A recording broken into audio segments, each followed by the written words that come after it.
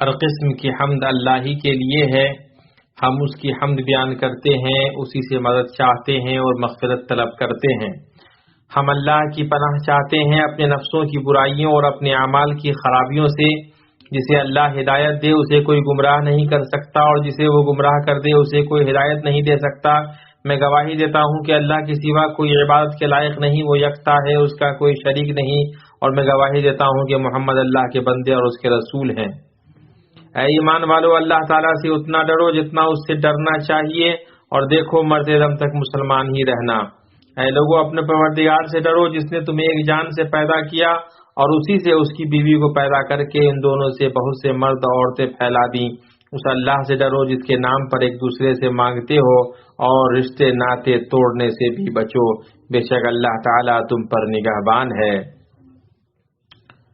اے ایمان والو، اللہ تعالیٰ سے ڈرو اور سیدھی سیدھی سچی باتیں کیا کرو، تاکہ اللہ تعالیٰ تمہارے کام سنوار دے اور تمہارے گناہ معاف فرما دے.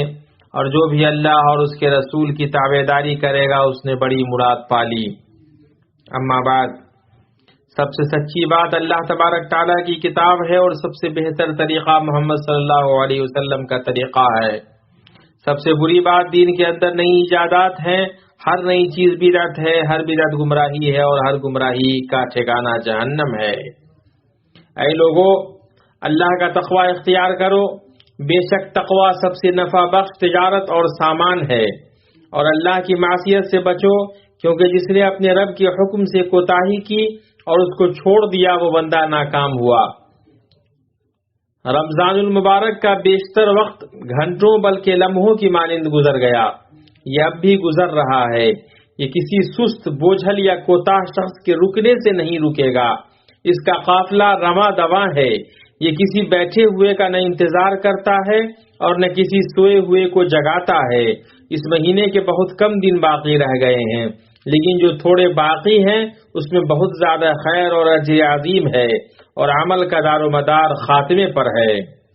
روزدارو، جس وقت سے آپ گزر رہے ہیں اس کی فضیلت کو آپ نہ بھولیں، اور اپنے رب کی قربت کو تلاشتے رہیں اور اپنے رب کے لیے صبر کریں. ہم اللہ سے دعا گو ہیں کہ پروردگار اس ماہ کے جو ایام گزر گئے اور جو باقی ہیں انہیں ہمارے لیے سازگار بنائے، اور انہیں ہمارے حق میں گواہ بنائے.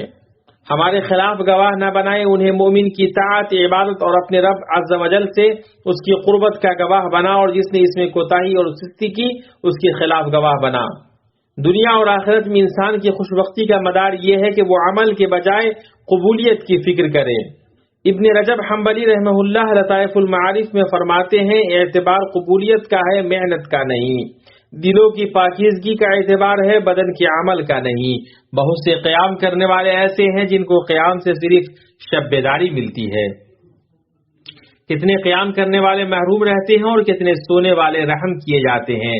ایک اس حال میں سوتا ہے کہ اس کا دل ذکر کر رہا ہوتا ہے، اور دوسرا اس حال میں قیام کرتا ہے کہ اس کا دل گناہ کر رہا ہوتا ہے. جب تقدیریں مدد کرتی ہیں تو سونے والے کو قیام کرنے کے والے کے ساتھ ملا دیتی ہیں. لیکن بندے کو حکم دیا گیا ہے کہ وہ نیکیاں کمانے کی کوشش کرے اور نیک اعمال کے لیے جد و جہد کرے. اور جو شخص جس چیز کے لیے پیدا کیا گیا ہے وہ چیز اس کے لیے آسان کر دی گئی. یہ ابراہیم خلیل اور ان کے بیٹے اسماعیل علیہ السلام ہے. بیت اللہ الحرام کی بنیادیں اٹھاتے جا رہے ہیں، اور اس کو مکمل کرنے کے بعد رب العالمین سے قبولیت کی دعا کے لیے متوجہ ہوتے ہیں، اس ڈر سے کہ ان دونوں کی خدمت کہیں رد نہ ہو جائے. اللہ تعالیٰ کا فرمان ہے، ابراہیم علیہ السلام اور اسماعیل علیہ السلام کعبہ کی بنیادیں اور دیواریں اٹھاتے جاتے تھے اور کہتے جا رہے تھے کہ ہمارے پروردگار تو ہم سے قبول فرما، تو ہی سننے والا اور جاننے والا ہے. اللہ آپ کی حفاظت کرے. اللہ سبحانہ و تعالیٰ کی اطاعت اخلاص کے ساتھ کرنے کی کوشش کرو، اور اس مہینے کے جو ایام باقی ہیں ان میں مزید دعائیں کرو تاکہ تمہاری عبادتیں قبول ہوں. کثرت کے ساتھ تلاوت، تکبیر، رکوع و سجود، تحلیل، تسبیح اور حمد کر کے اللہ سبحانہ و تعالیٰ کی رحمتوں کو حاصل کرو، اور کثرت کے ساتھ فقراء و مساکین کے ساتھ احسان کرو اور ان پر صدقہ کرو. ہر شخص ایک نہ ایک طرف متوجہ ہو رہا ہے، تم نیکیوں کی طرف دوڑو جہاں کہیں بھی تم ہوگے اللہ تمہیں لے آئے گا، اللہ تعالی ہر چیز پر قادر ہے۔ اللہ تعالی مجھے اور آپ کو قرآن کریم میں برکت عطا فرمائے، مجھے اور آپ کو اس کی آیات اور حکمت والی نصیحتوں سے فائدہ پہنچائے۔ میں یہ بات کہہ رہا ہوں اور اللہ عز و جل سے اپنے لیے، آپ کے لیے اور دنیا کے تمام مسلمانوں کے لیے ہر طرح کے گناہوں سے مغفرت طلب کرتا ہوں۔ آپ بھی اس سے مغفرت طلب کریں، بے شک وہ بخشنے والا رحیم ہے۔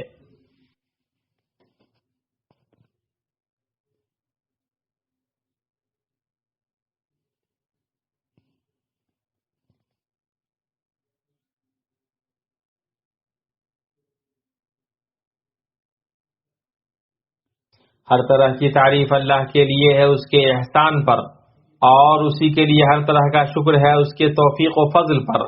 میں گواہی دیتا ہوں کہ اللہ کے علاوہ کوئی معبود نہیں، وہ یکتا ہے، اس کا کوئی شریک نہیں، وہ عظیم شان والا ہے۔ اور میں گواہی دیتا ہوں کہ محمد اللہ کے بندے اور رسول ہیں، اس کی توحید کی طرف بلانے والے ہیں۔ اللہ کا درود و سلام نازل ہو آپ پر، آپ کی آل و اصحاب پر، اور بہت زیادہ سلامتی نازل ہو۔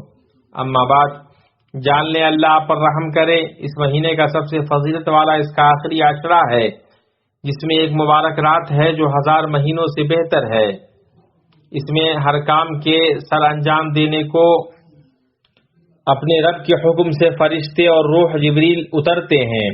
یہ رات سراسر سلامتی کی ہوتی ہے اور فجر کے طلوع ہونے تک رہتی ہے۔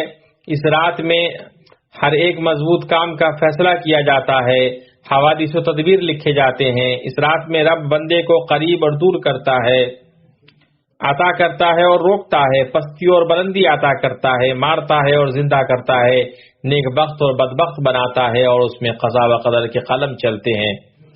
نبی علیہ السلام کا یہ طریقہ تھا کہ آپ جتنی محنت اس آخری عشرے میں کرتے تھے اتنی دوسری راتوں میں نہیں کرتے تھے۔ ام المؤمنین عائشہ رضی اللہ عنہا فرماتی ہیں کہ رسول اللہ صلی اللہ علیہ وسلم جب آخری عشرہ شروع ہوتا تو شب بیداری کرتے، اپنے گھر والوں کو جگاتے اور کمر کس لیتے۔ اس حدیث کو بخاری رحمہ اللہ نے روایت کیا ہے۔ ترمذی، ابن ماجہ، نسائی اور احمد نے ام المؤمنین عائشہ رضی اللہ عنہا سے روایت کیا ہے، وہ فرماتی ہیں کہ میں نے پوچھا، اے اللہ کے رسول، اگر مجھے شب قدر معلوم ہو جائے تو میں اس میں کیا دعا مانگوں؟ آپ نے فرمایا، تو کہہ اللہم انک عفو تحب العفو فاعف عنی۔ یہ معزز نبوی طریقہ رب کی اطاعت کا اہتمام کرنے، اوقات میں جلدی کرنے اور قیمتی لمحوں کو غنیمت جاننے کی جانب رہنمائی کرتا ہے۔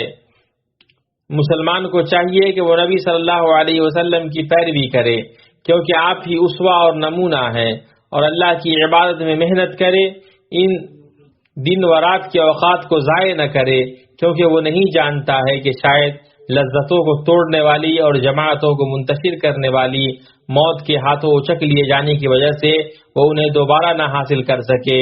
اور ہر شخص کو جب اس کا وقت معین آ جائے یا اس کی عمر ختم ہو جائے، موت تو آنے والی ہے، وہ اس وقت پچھتاوے گا جب پچھتاوا کچھ فائدہ نہیں دے گا۔ پھر جان لو کہ اللہ نے تمہیں ایک عظیم حکم دیا ہے جس کی شروعات خود سے کی ہے، پھر اپنے پاک باز تسبیح کرنے والے فرشتوں سے، پھر جن و انس میں سے آپ سے، اے مومنوں، کرنے کا حکم دیا ہے۔ اللہ عز و جل کا فرمان ہے، اللہ تعالیٰ اس کے فرشتے اس نبی پر رحمت بھیجتے ہیں۔ اے ایمان والو، تم بھی ان پر درود بھیجو اور خوب سلام بھی بھیجتے رہا کرو۔ نبی صلی اللہ علیہ وسلم نے فرمایا، جس نے مجھ پر ایک بار درود بھیجا اللہ تعالیٰ اس پر 10 بار درود بھیجتا ہے۔ اللہم صلی علی محمد وعلی آل محمد کما صلیت علی ابراہیم وعلی آل ابراہیم انک حمید مجید۔ اللہم بارک علی محمد وعلی آل محمد کما بارکت علی ابراہیم وعلی آل ابراہیم انک حمید مجید۔ اور راضی ہو جا ان کے خلفائے راشدین سے، اے اللہ، جنہوں نے حق کے مطابق فیصلہ کیا اور حق کے مطابق عدل کرتے رہے۔ ابوبکر، عمر، عثمان، علی اور تمام صحابہ اور قیامت تک ان کی درست طریقے سے پیروی کرنے والے تمام لوگوں سے راضی ہو جا، اور ان کے ساتھ ہم تمام لوگوں سے بھی تو اپنے فضل و سخا کے ذریعے کریم، اے اللہ، اسلام اور مسلمانوں کو غلبہ عطا فرما۔ اے اللہ، اسلام اور مسلمانوں کو غلبہ عطا فرما، اور انہیں رسوا کر جنہوں نے اسلام اور مسلمانوں کو رسوا کیا۔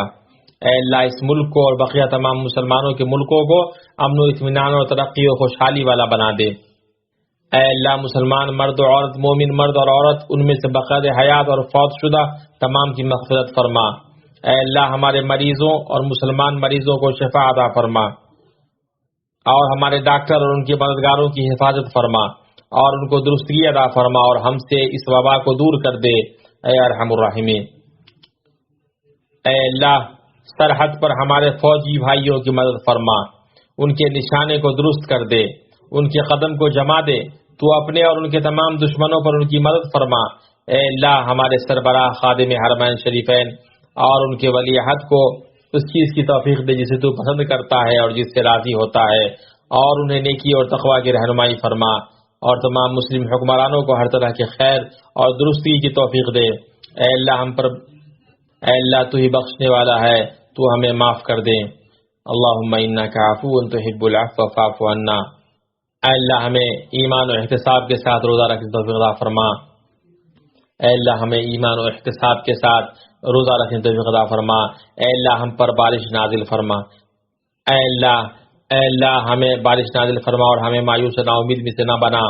اے اللہ مغفرت طلب کرو، بے شک وہ بخشنے والا مہربان ہے، تم پہ بارش نازل فرمائے گا اور تمہیں مال اور بیٹے عطا فرمائے گا۔ اے لوگو، اللہ تعالیٰ عدل کا، بھلائی کا اور قرابت داروں کے ساتھ سلوک کرنے کا حکم دیتا ہے، اور بے حیائی کے کاموں، ناشائستہ حرکتوں اور ظلم و زیادتی سے روکتا ہے۔